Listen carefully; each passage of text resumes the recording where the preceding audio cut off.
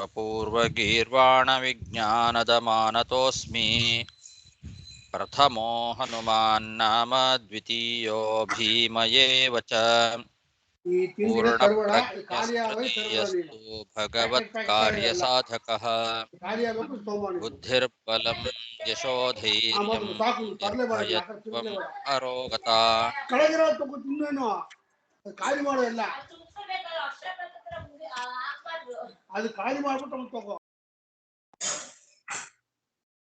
अजाड्यं वाक्पटुत्वं च हनूमत्स्मरणाद् भवेत् पृथ्वीमण्डलमध्यस्थाः पूर्णबोधमतानुगाः वैष्णवा विष्णुहृदयाः तन्नमस्ये गुरुन् मम जन्माद्यस्य यतोऽन्वयादितरतश्चार्थेष्वभिज्ञस्वराट् तेने ब्रह्महृदाय आदिकवये मुह्यन्ति यं सूरयः तेजोवारिमृदां यथा विनिमयो यत्र त्रिसर्गो मृषा धाम्ना स्वेन सदा निरस्तकुहकं सत्यं परं धीमहि सृष्टिस्थित्यप्येहानियतिदृशितमो बन्धमोक्षाश्च यस्मादस्य श्री ब्रह्मरुद्रप्रभृतिसुरनरद्वीषशत्रुत्मकस्य विष्णोर्व्यस्ताः समस्ताः सकलगुणनिधिः सर्वदोषव्यपेतः पूर्णानन्दो व्ययो यो गुरुरपि परमः चिन्तयेतं महान्तम् यं प्रव्रजन्तमनुपेतमपेतकृत्यं द्वैपायनो विरहकातर आजुहाव पुत्रेति तन्मयतया तरवोऽपि नेदुः तं सर्वभूतहृदयं मुनिमानतोऽस्मि श्रीगुरुभ्यो नमः हरिः ओम् ಶ್ರೀಮದ್ಭಾಗವತದ ಷಷ್ಠ ಸ್ಕಂದ 14ನೇ ಅಧ್ಯಾಯದಲ್ಲಿ ಇವತ್ತು 27ನೇ ಶ್ಲೋಕ. ಶ್ರೀ ಶುಕ ಉವಾಚ ಇತ್ಯರ್ಥಿತಃ ಸ ಭಗವಾನ್ ಕೃಪಾಳುರ್ಬ್ರಹ್ಮಣಃ ಸುತಃ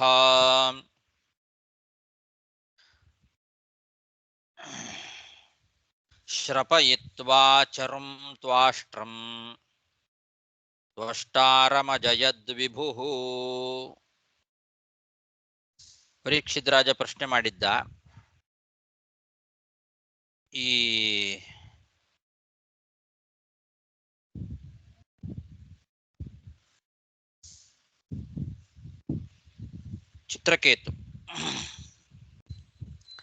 ಚಿತ್ರಕೇತು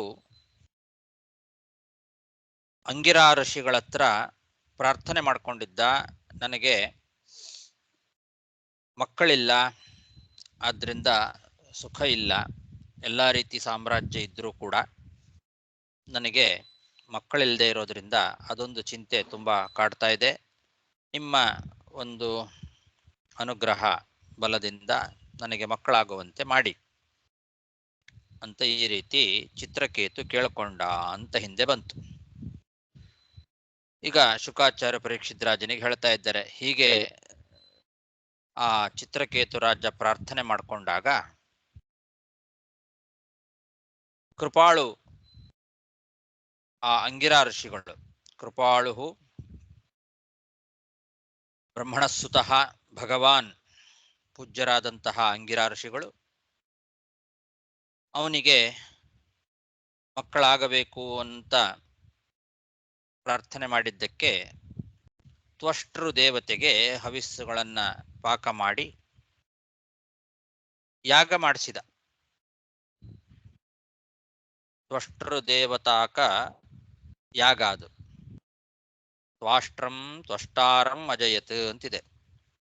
ಚರುಂ ಶ್ರಪಯಿತ್ವ ಅಂದ್ರೆ ಚರುವನ್ನ ಮಾಡಿ ಪಾಕ ಮಾಡೋದು. ಶ್ರಪಯಿತ್ವ ಅಂದ್ರೆ ಅದನ್ನ ಪಾಕ ಮಾಡೋದು. ಚರುವನ್ನ ಪಾಕ ಮಾಡಿ ಹವಿಸ್ಸನ್ನ ಮಾಡಿ ಅದನ್ನ ಹವ್ಯವಾದ ಅನ್ನವನ್ನಾಗಿ ಮಾಡಿ ತ್ವಷ್ಟಾರಂ ತ್ವಾಷ್ಟ್ರಂ ಅಂದ್ರೆ ತ್ವಷ್ಟು ದೈವತಂ, ತ್ವಷ್ಟೃ ದೇವತೆಯಾಗಿ ಇರುವಂತಹ ಯಾಗ, ಆ ಯಾಗವನ್ನ ಮಾಡಿದ.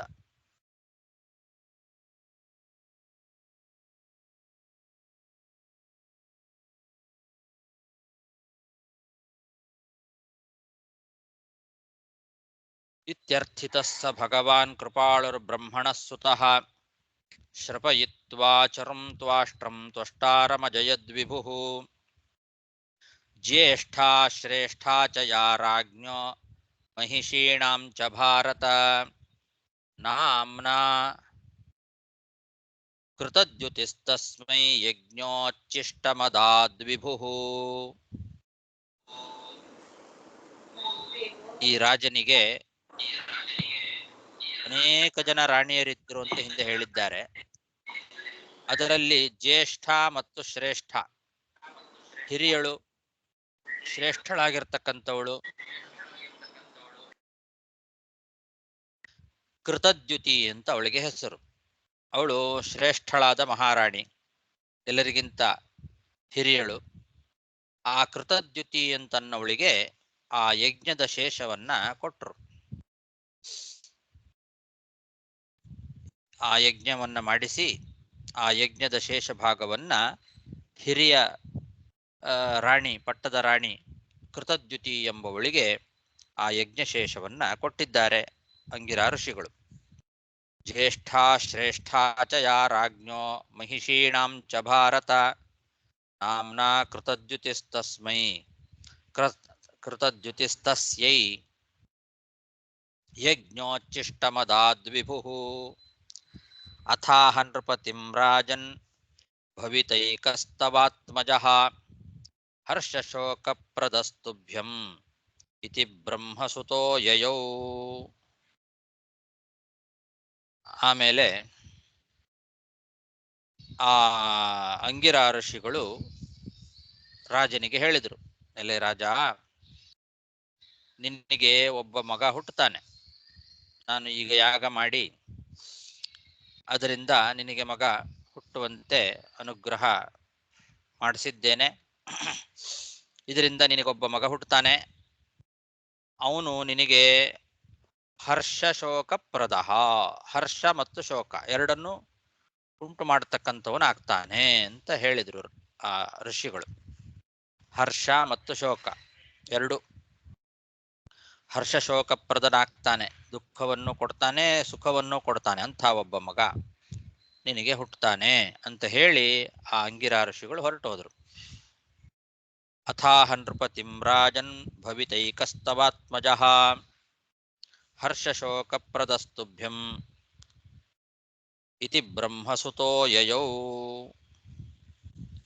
ಸಾಪಿ ತತ್ಪ್ರಾಶನಾದೇವ ಚಿತ್ರಕೇತೋರಧಾರಯತ್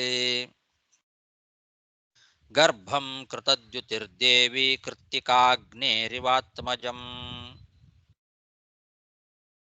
ಈ ರಾಣಿ ಕೃತದ್ಯುತಿ ಆ ಯಜ್ಞಶೇಷವನ್ನು ಉಂಡು ಗರ್ಭಧಾರಣೆಯನ್ನು ಮಾಡಿದ್ಲು. ಅಂಗಿರಾ ಋಷಿಗಳು ಮಾಡಿಸಿದ ಆ ತ್ವಾಷ್ಟ್ರ ಯಾಗ, ಅಷ್ಟು ದೇವತಾಕ ಯಾಗವನ್ನ ಮಾಡಿ ಅದರ ಹವಿಶೇಷವನ್ನ ಈ ಕೃತದ್ಯುತಿ ಎಂಬಂತಹ ರಾಣಿ ಭಕ್ಷಣ ಮಾಡಿದ್ಲು. ಇದರಿಂದ ಅವಳಿಗೆ ಗರ್ಭ ಆಗಿದೆ. ಆ ಗರ್ಭ ಹೇಗೆ ಬೆಳೀತಾ ಇದೆ ಅಂದರೆ, ಕೃತ್ತಿಕಾದೇವಿ ಅಗ್ನಿಯ ಮಗನಾದಂತಹ ಷಣ್ಮುಖನನ್ನ ಮಗನನ್ನಾಗಿ ಹೇಗೆ ಪಡೆದ್ಲೋ ಹಾಗೆ ಈ ಚಿತ್ರಕೇತುವಿನಿಂದ ಕೃತದ್ಯುತಿ ಎಂಬುವಳು ಕೂಡ ಗರ್ಭವನ್ನು ಧಾರಣೆ ಮಾಡಿದ್ಲು. ಕೃತ್ತಿಕಾ ಅಗ್ನೇರಿವ ಆತ್ಮಜಂ ಅಂತ ದೃಷ್ಟಾಂತ. ಅಗ್ನಿಯಿಂದ ಕೃತ್ತಿಕಾದೇವಿ ಗರ್ಭಧಾರಣೆಯನ್ನು ಮಾಡಿದಂತೆ ಇವಳು ಕೃತದ್ಯುತಿಯು ಕೂಡ ಚಿತ್ರಕೇತು ಎಂಬ ರಾಜನಿಂದ ಗರ್ಭವನ್ನು ಧಾರಣೆ ಮಾಡಿದ್ಲು. ಸಾಪಿ ತತ್ಪ್ರಾಶನಾದೇವ ಚಿತ್ರಕೇತೋರಧಾರಯತ್ ಗರ್ಭಂ ಕೃತದ್ಯುತಿರ್ದೇವಿ ಕೃತ್ತಿಕಾಗ್ನೇರಿವಾತ್ಮಜಂ ತಸ್ಯಾ ಅನುದಿನಂ ಗರ್ಭಃ ಶುಕ್ಲಪಕ್ಷ ಇವೋಡುಪಃ ವವೃಧೇ ಶೂರಸೇನಸ್ಯ ತೇಜಸಾ ಶನಕೈರ್ನೃಪ. ಆ ಗರ್ಭ ಶುಕ್ಲ ಪಕ್ಷದ ಚಂದ್ರನಂತೆ ದಿನೇ ದಿನೇ ನಿಧಾನವಾಗಿ ಬೆಳೀತು. ನೃಪ ಅಂತ ಸಂಬೋಧನೆ ರಾಜನಿಗೆ ಶುಕಾಚಾರ್ಯರು ಹೇಳ್ತಾ ಇರೋದು ಪರೀಕ್ಷಿತ್ ರಾಜನಿಗೆ. ಅಲ್ಲೇ ರಾಜನೇ, ಯಾವ ರೀತಿ ಚಂದ್ರ ಶುಕ್ಲ ಪಕ್ಷದಲ್ಲಿ ದಿನೇ ದಿನೇ ಬೆಳೀತಾ ಹೋಗ್ತಾನೋ ಹಾಗೆ ಚಿತ್ರಕೇತುವಿನಿಂದ ಹುಟ್ಟಿರ್ತಕ್ಕಂತಹ ಈ ಗರ್ಭ ರಾಣಿಯ ಗರ್ಭವೂ ಕೂಡ ದಿನೇ ದಿನೇ ಬೆಳೀತಾ ಹೋಯಿತು. ತಸ್ಯಾ ಅನುದಿನಂ ಗರ್ಭಃ ಶುಕ್ಲಪಕ್ಷ ಇವೋಡುಪಃ ವವೃಧೆ ಶೂರಸೇನಸ್ಯ ತೇಜಸಾ ಶನಕೈರ್ನೃಪ ಅಥ ಕಾಲ ಉಪಾವೃತ್ತೆ ಕುಮಾರಃ ಸಮಜಾಯತ ಜನಯನ್ ಶೂರಸೇನಾನಾಂ ಶೃಣ್ವತಾಂ ಪರಮಾಂ ಮುದಂ. ಹೀಗೆ ದಿನೇ ದಿನೇ ಗರ್ಭ ಬೆಳೀತಾ ಬೆಳೀತಾ ಸಕಾಲದಲ್ಲಿ ಒಬ್ಬ ಮಗ ಹುಟ್ಟಿದ. ಗರ್ಭ ಬೆಳೆದ ಕಾಲ ಬಂದಾಗ, ಮಗು ಹುಟ್ಟುವ ಕಾಲ ಸಮಯ ಬಂದಾಗ ಸಕಾಲದಲ್ಲಿ ಒಬ್ಬ ಮಗ ಕುಮಾರ ಹುಟ್ಟಿದ್ದಾನೆ. ಅದನ್ನ ಕೇಳಿ ಎಲ್ಲರಿಗೂ ಕೂಡ ಬಹಳ ಸಂತೋಷ ಆಗಿದೆ. ಶೂರಸೇನ ದೇಶದ ಎಲ್ಲ ಪ್ರಜೆಗಳಿಗೆ ಪರಮಾನಂದ ಆಯಿತು. ಅನೇಕ ವರ್ಷಗಳ ನಂತರದಲ್ಲಿ ರಾಜನಿಗೆ ಕುಮಾರ ಹುಟ್ಟಿದ್ದಾನೆ ಅಂತನ್ನೋ ವಿಷಯ ಎಲ್ಲ ಜನರಿಗೂ ಕೂಡ ಪರಮಾನಂದವನ್ನು ಉಂಟು ಮಾಡಿದೆ. ಅಥ ಕಾಲ ಉಪಾವೃತ್ತೆ ಕುಮಾರಃ ಸಮಜಾಯತ ಜನಯನ್ ಶೂರಸೇನಾನಾಂ ಶೃಣ್ವತಾಂ ಪರಮಾಂ ಮುದಂ. ಹೃಷ್ಟೋ ರಾಜಾ ಕುಮಾರಸ್ಯ ಸ್ನಾತಃ ಶುಚಿರಲಂಕೃತಃ ವಾಚಯಿತ್ವಾ ಶಿಶೋ ವಿಪ್ರೈಃ ಕಾರಯಾಮಾಸ ಜಾತಕಂ. ಬಹಳ ಸಂತೋಷ ರಾಜನಿಗೂ ಕೂಡ. ರಾಜ ಸ್ನಾನ ಮಾಡಿ ಶುಚಿರ್ಭೂತನಾಗಿ ಅಲಂಕೃತನಾಗಿ ಬ್ರಾಹ್ಮಣರಿಂದ ಆಶೀರ್ವಾದವನ್ನು ಪಡೆದ. ಆಶೀರ್ವಾದವನ್ನು ಪಡೆದು ತನಗೆ ಹುಟ್ಟಿದ ಆ ಸುಕುಮಾರನಿಗೆ ಜಾತಕರ್ಮವನ್ನು ಮಾಡಿಸಿದ. ಹೃಷ್ಟೋ ರಾಜ ಕುಮಾರಸ್ಯ ಸ್ನಾತಃ ಶುಚಿರಲಂಕೃತಃ ವಾಚಯಿತ್ವಾ ಶಿಶೋ ವಿಪ್ರೈಃ ಕಾರಯಾಮಾಸ ಜಾತಕಂ. ತೇಭ್ಯೋ ಹಿರಣ್ಯಂ ರಜತಂ ಮಾಸಾಂಸ್ಯಾಭರಣಾನಿ ಚ ಗ್ರಾಮಾನ್ ಹಯಾನ್ ಗಜಾನ್ ಪ್ರಾದಾತ್ ಧೇನೂನಾಂ ಅರ್ಬುದಾನಿ ಷಟ್. ಬ್ರಾಹ್ಮಣರಿಗೆ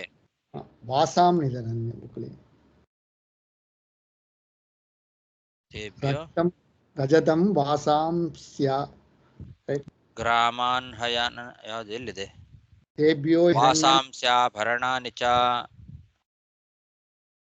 ತೇಭ್ಯೋ ಹಿರಣ್ಯಂ ರಜತಂ ವಾಸಾಂಸ್ಯಾಭರಣಾನಿ ಚ. ಹಾಗೆ ತಾನೆ?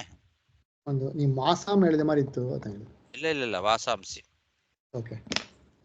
ವಾಸಾಂಸ್ಯಾಭರಣಾನಿ ಚ ಗ್ರಾಮಾನ್ ಹಯಾನ್ ಗಜಾನ್ ಪ್ರಾದಾತ್ ಧೇನೂನಾಂ ಅರ್ಬುದಾನಿ ಷಟ್. ಬ್ರಾಹ್ಮಣರು ಆಶೀರ್ವಾದ ಮಾಡಿದ್ದಾರಲ್ಲ ಅವರೆಲ್ಲರಿಗೂ ಕೂಡ ಬಹಳಷ್ಟು ದಾನ ಮಾಡಿದ್ದಾನೆ. ಬಂಗಾರ, ಬೆಳ್ಳಿ, ವಸ್ತ್ರ, ಒಡವೆಗಳು, ಕೆಲವರಿಗೆ ಗ್ರಾಮಗಳನ್ನೇ ದಾನ ಮಾಡಿದ್ದಾನೆ. ಕುದುರೆಗಳನ್ನು ದಾನ ಮಾಡಿದ, ಆನೆಗಳನ್ನು ದಾನ ಮಾಡಿದ್ದಾನೆ. ಹಾಗೆ ಗೋದಾನ ಅಂತೂ ಅರ್ಬುದ ಗೋದಾನ ಮಾಡಿದ್ದಾನೆ. ಅರ್ಬುದಾನಿ ಷಟ್, 6 ಅರ್ಬುದ, 6 ಅರ್ಬುದ ಗೋವುಗಳನ್ನು ದಾನ ಮಾಡಿದ್ದಾನೆ.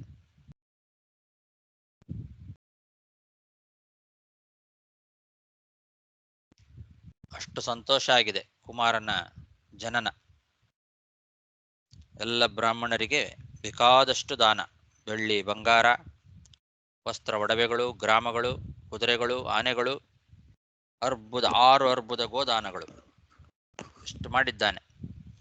ತೇಭ್ಯೋ ಹಿರಣ್ಯಂ ರಜತಂ ವಾಸಾಂಸ್ಯಾಭರಣಾನಿ ಚ ಗ್ರಾಮಾನ್ ಹಯಾನ್ ಗಜಾನ್ ಪ್ರಾದಾತ್ ಧೇನೂನಾಮರ್ಬುದಾನಿ ಷಟ್ ವವರ್ಷ ಕಾಮಾನನ್ಯೇಷಾಂ ಪರ್ಜನ್ಯ ಯುವದೇಹಿನಾಂ ಧನ್ಯಂ ಯಶಸ್ಯಂ ಆಯುಷ್ಯಂ ಕುಮಾರಸ್ಯ ಮಹಾಮನಾಃ.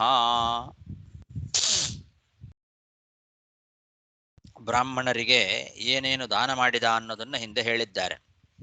ತೇಭ್ಯ ಅಂದರೆ ಹಿಂದೆ ಜಾತಕರ್ಮವನ್ನ ಮಾಡಿಸಿ ಆಶೀರ್ವಾದವನ್ನ ಮಾಡಿರ್ತಕ್ಕಂತಹ ಬ್ರಾಹ್ಮಣರಿಗೆ ಈ ರಾಜ ಕೊಟ್ಟಂತಹ ದಾನಗಳು. ಈಗ ಈ ಶ್ಲೋಕದಲ್ಲಿ ಬೇರೆಯವರಿಗೆ ಕೊಟ್ಟ ದಾನಗಳ ಬಗ್ಗೆ ಹೇಳ್ತಾ ಇದ್ದಾರೆ.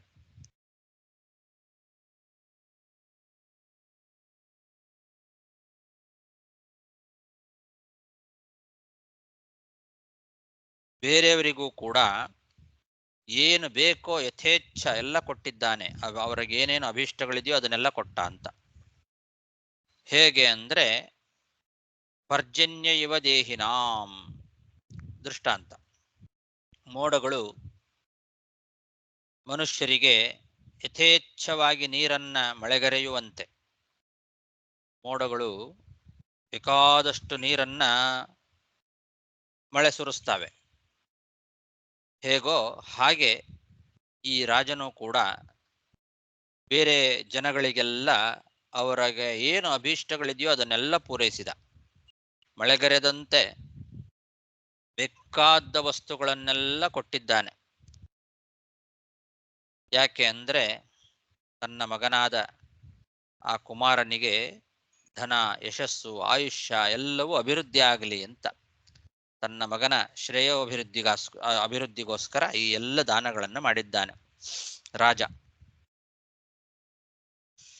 ವವರ್ಷಕಾಮಾನ್ ಅನ್ಯೇಷಾಂ ಪರ್ಜನ್ಯ ಇವ ದೇಹಿನಾಂ ಧನ್ಯಂ ಯಶಸ್ಯಂ ಆಯುಷ್ಯಂ ಕುಮಾರಸ್ಯ ಮಹಾತ್ಮನಃ. ಮಹಾಮನಾಹ ಅಂತ ಕೂಡ ಪಾಠ ಇದೆ. ಕುಮಾರಸ್ಯ ಮಹಾಮನಾಹ ಅಂತ ವಿಜಯಧ್ವಜ ತೀರ್ಥರ ಪಾಠ ಹಾಗೆ ಮಹಾಮನಾಹ ಅಂತ.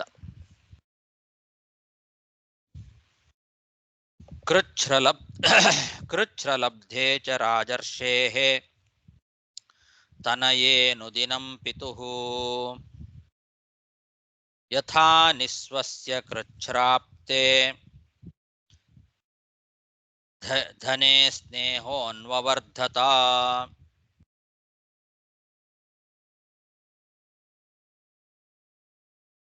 ಈ ಚಿತ್ರಕೇತು ರಾಜನಿಗೆ ಮಗನ ಮೇಲೆ ಮೋಹ ಬಹಳ ಜಾಸ್ತಿ ಆಗಿಬಿಟ್ಟಿದೆ. ಯಾಕೆ ಅಂದ್ರೆ ಈ ಮಗ ಎಷ್ಟೋ ವರ್ಷಗಳ ನಂತರದಲ್ಲಿ ಹುಟ್ಟಿದ್ದು. ಒಬ್ಬ ಬಡವ ತುಂಬಾ ದರಿದ್ರನಾಗಿರ್ತಾನೆ, ತುಂಬಾ ಕಷ್ಟದಲ್ಲಿರ್ತಾನೆ. ಅಂಥವನಿಗೆ ಇದ್ದಕ್ಕಿದ್ದಂತೆಯೇ ಹೆಚ್ಚು ಹಣ ಸಿಕ್ತು ಅಂತಂದ್ರೆ, ಅನಿರೀಕ್ಷಿತವಾಗಿ ಬಹಳಷ್ಟು ಹಣ ಅವನಿಗೆ ಇದ್ದಕ್ಕಿದ್ದಂತೆಯೇ ಸಿಕ್ಕರೆ ಆ ಹಣದ ಮೇಲೆ ಮೋಹ ಅಂತನ್ನೋದು ಹೇಗೆ ವರ್ಧಿಸ್ತದೋ, ಜಾಸ್ತಿ ಆಗ್ತದೋ ಹಾಗೆ ಇವನಿಗೂ ಕೂಡ ಅನೇಕ ವರ್ಷಗಳ ನಂತರದಲ್ಲಿ ಆದ ಮಗ. ಒಬ್ಬನೇ ಒಬ್ಬ ಮಗ. ಮಕ್ಕಳ ಸುಖವೇ ಗೊತ್ತಿರಲಿಲ್ಲ ಇವನಿಗೆ. ಬೇರೆ ಎಲ್ಲ ರೀತಿಯಾದ ಸುಖವೂ ಇತ್ತು, ಆದರೆ ಮಕ್ಕಳಿರಲಿಲ್ಲ. ಅನೇಕ ವರ್ಷಗಳ ನಂತರದಲ್ಲಿ ಹುಟ್ಟಿದ ಮಗ. ಆದ್ದರಿಂದ ಅವನ ಮೇಲೆ ಮೋಹ ಅನ್ನೋದು ಬಹಳ ಜಾಸ್ತಿ ಆಯಿತು. ಬಹಳ ಕಷ್ಟಪಟ್ಟು ಸಂಪಾದನೆ ಮಾಡಿರ್ತಕ್ಕಂತಹ ಮಗ. ಆದ್ದರಿಂದ ಮೋಹ ಜಾಸ್ತಿ ಆಯಿತು ಅಂತ ಹೇಳ್ತಾ ಇದ್ದಾರೆ. ದೃಷ್ಟಾಂತ ಕೊಟ್ಟು ಹೇಳಿದ್ದಾರೆ. ಕೃಚ್ಛ್ರಲಬ್ಧೇ ಅಸ್ಯ, ಯಾರಿಗೆ ತುಂಬಾ ಬಡತನ ಇದ್ದು ಆ ಬಡತನದಿಂದ ಬಳಲಿ ತುಂಬಾ ಕಷ್ಟಪಟ್ಟು ಯಾವುದಾದ್ರೂ ಒಂದು ಹಣ ಬಂದಾಗ ಆ ಹಣದ ಮೇಲೆ ಎಷ್ಟು ಮೋಹ ಇರ್ತದೋ ಅದರಂತೆ ಈ ರಾಜನಿಗೂ ಕೂಡ ತುಂಬಾ ಕಷ್ಟದಿಂದ ಸಂಪಾದನೆ ಮಾಡಿರ್ತಕ್ಕಂತಹ ಮಗ. ಹಾಗಾಗಿ ಅವನ ಮೇಲೆ ಮೋಹ ಅಂತನ್ನೋದು ತುಂಬಾ ಜಾಸ್ತಿ ಆಯಿತು. ಕೃಚ್ಛ್ರಲಬ್ಧೇಸ್ಯ ರಾಜರ್ಷೇಃ ತನಯೇನು ದಿನಂ ಪಿತುಃ ಯಥಾ ನಿಸ್ವಸ್ಯ ಕೃಚ್ಛ್ರಾಪ್ತೆ ಧನೆ ಸ್ನೇಹೋ ಅನ್ವವರ್ಧತ.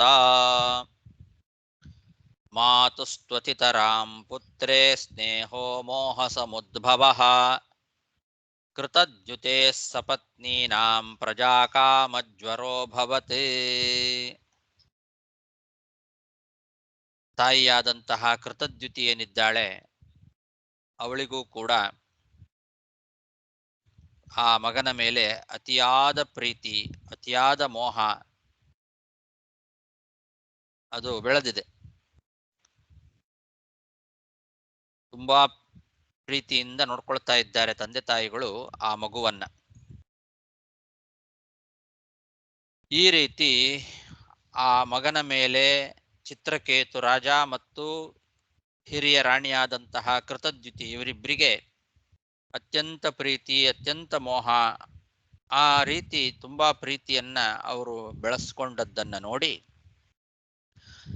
ಇವಳ ಸವತಿಯರೆಲ್ಲ ಇದ್ರಲ್ಲ, ಉಳಿದ ರಾಣಿಯರು, ಅವರಿಗೆ ನಮಗ ಮಕ್ಕಳಾಗ್ಲಿಲ್ವಲ್ಲ ಅಂತನ್ನೋ ಚಿಂತೆ ಉಂಟಾಯ್ತು.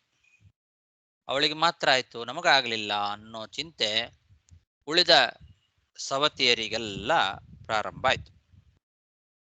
ಮಾತು ಸ್ತುತಿತರಾಂ ಪುತ್ರೇ ಸ್ನೇಹೋ ಮೋಹ ಸಮುದ್ಭವ ಕೃತದ್ಯುತೇಃ ಸಪತ್ನೀನಾಂ ಪ್ರಜಾಕಾಮಜ್ವರೋಭವತ್. ಜ್ವರ ಅಂದ್ರೆ ತಾಪ ಅಂತ ಅರ್ಥ. ನಾವು ಮಕ್ಕಳನ್ನ ಪಡಿಬೇಕಾಗಿತ್ತು, ನಮಗೂ ಮಕ್ಕಳಾಗಬೇಕು ಅಂತ ಪ್ರಜಾಕಾಮ ಜ್ವರ, ಮಗುವನ್ನ ಪಡಿಬೇಕು ಅನ್ನುವಂತಹ ಒಂದು